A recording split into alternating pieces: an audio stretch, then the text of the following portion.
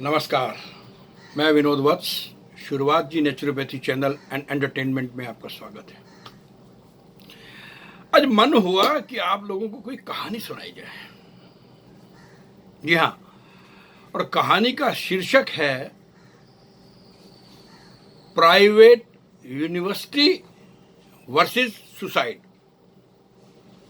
जी हाँ, private universities versus suicide. अब देखिए होता क्या है कि हम प्राइवेट यूनिवर्सिटी के बहुत बड़े बड़े सपने लेते हैं कि हाय उस यूनिवर्सिटी में हमें दाखिला मिल जाए तो हम वहाँ से डिग्री पास करके ये हो जाएंगे वो हो जाएंगे। लेकिन होता क्या है, जीवन की सच्चाई क्या है, वो बताता हूँ मैं आपको।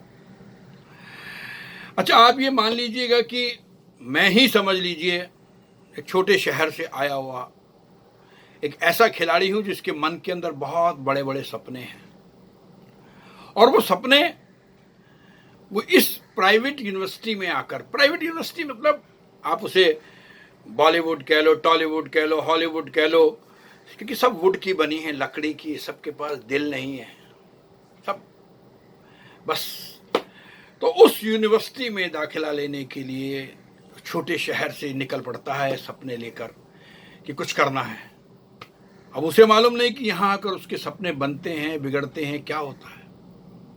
वो तो चल देता है, हरियाणा से, पंजाब से, दिल्ली से, राजस्थान से, बिहार से, पता नहीं किस किस प्रदेश से, हिंदुस्तान के वो चल देता है मुंबई महानगरी की तरफ, जहाँ पर प्राइवेट यूनिवर्सिटी है। और उस प्राइवेट यूनिवर्सिटी में दाखिले के लिए वो अपना पैसा, अपने माँ बाप से कुछ पैसा लेके, दोस्तों यारों से पैसा लेके इकट्ठा करके आ जाता है। अब आप सोचेंगे कि कैसी बात कर रहे हैं यूनिवर्सिटी की। जी हाँ, किसी तरह से वो दाखिला ले लेता है, और पहले दिन जब वो एंटर करता है उस यूनिवर्सिटी के अंदर तो देखकर चौंक जाता है। वहां पर उसे दिखाई देते हैं कुछ औरतों जैसे शक्ल वाले इंसान, कुछ लिजलिजे, घमंडी, एरोगेंट, ऐसे लोग जिनको देखकर उसे समझ में नहीं आता कि वो क्या करे। लेकिन अब तो आपने दाखिला ले लिया है तो अब तो अंदर जाना ही पड़ेगा। आप पहुंचते हैं, और जब आप पहुंचते हैं तो आप उनसे बचते बचाते धीरे धीरे अंदर की ओर जाते हैं, और आपको सामने एक बोर्ड दिखाई देता है, कैंटीन। आपको लगता है चलो पहले कैंटीन जाया जाए, कैंटीन में चाय वाय पी के उसके बाद तसल्ली से फिर। अब हम जब कैंटीन पहुंचते हैं और काउंटर की तरफ बढ़ते हैं, तभी पीछे से एक आवाज आती है, लाठे। पलट के देखते हैं, हमारे नाम को यहां पर कोई जानता है। अरे भाई, आज तो पहला ही दिन है। फिर भी हिम्मत करके पलटते हैं और पूछते हैं, आपने मुझे बुलाया? नहीं तो और क्या, किसे बुलाएंगे वे, इधर आ। अब साहब डरते डराते उन लोगों के पास पहुंचते हैं। ये वो लोग हैं जो बाहर दिखाई दिए थे। इसमें से कुछ उस दिल्ली, वो जो बिल्ली जैसे मुंह वाले यूनिवर्सिटी के कुछ कुछ सीनियर छात्र, कुछ लिजलिजी चेहरों वाले, कुछ औरतों की शक्ल वाले, कुछ सीनियर, और कुछ के माँ बाप की ये यूनिवर्सिटी है। तो ये सारे के सारे एक झुंड बना के हमें बुलाते हैं। अब सब हम जाते हैं उनके सामने। हाँ साहब बोलिए, नया दाखिला लिए हो क्या? जी जी, नए आए, आज ही आए हैं। कहाँ से आए हो?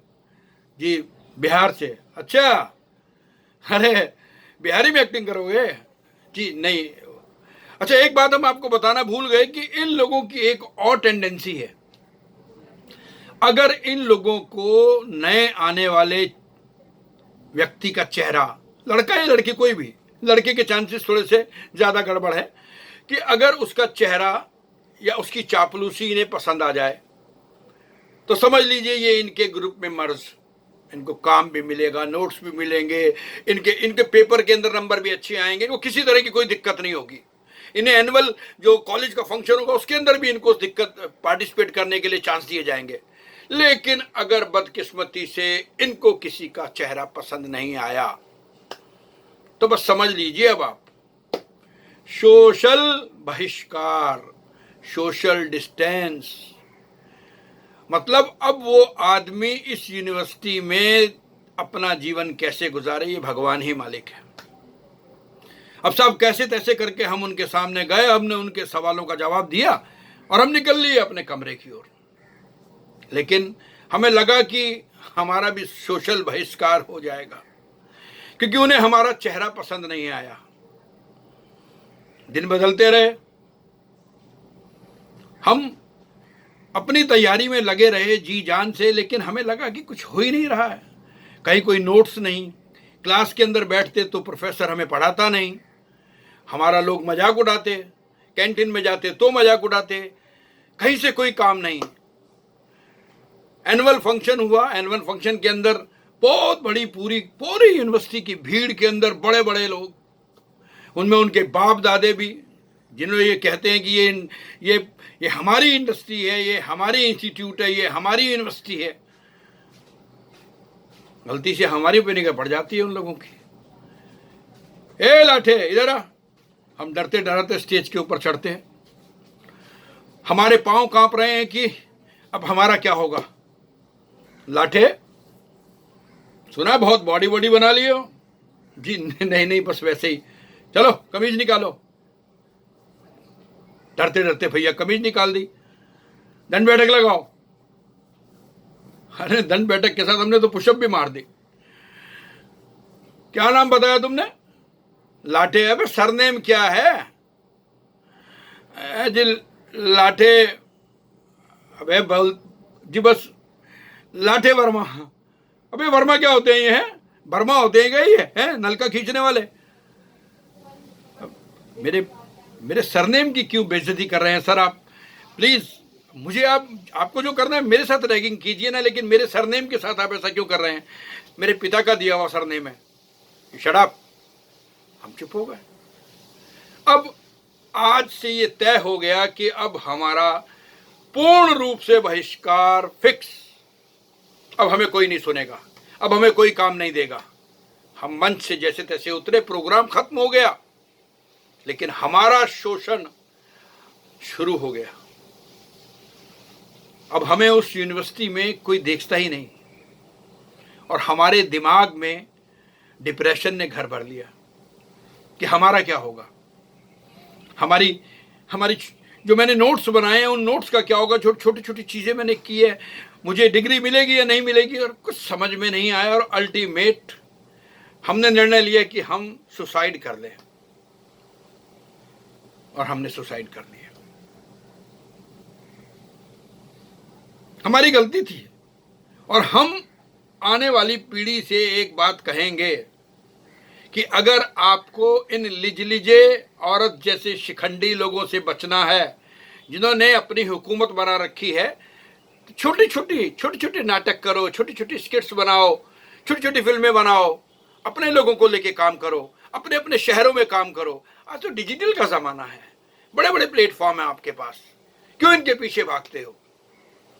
और इनकी फिल्मों को देखना बंद कर दो, इनको देखना बंद कर दो, इनको तवज्जो देना बंद कर दो। जब ये भीड़ में कहीं दिखाई दे तो इनके पास मत जाओ। विश्वास मानिए ये अपने आप में मर जाएंगे, क्योंकि इनको आदत है शोहरत की, चमचागिरी की, भीड़ की।